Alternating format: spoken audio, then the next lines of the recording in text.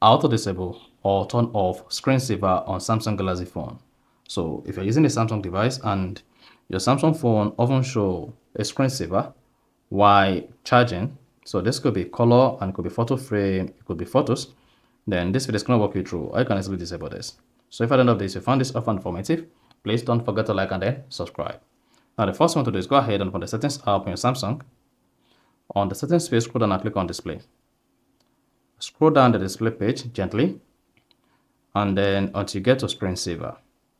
Here you have varieties of screensaver. You can see the type of screensaver you're using your Samsung phone. As you can see, show a screensaver after the screen turns off automatically while your phone is charging.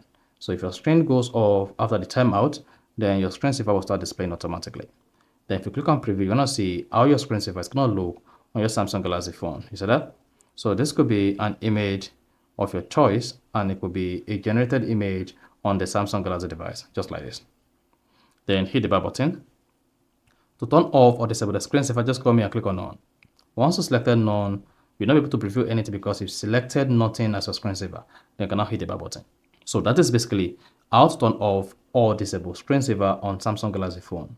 So if you found this offer informative, please don't forget to like and then subscribe.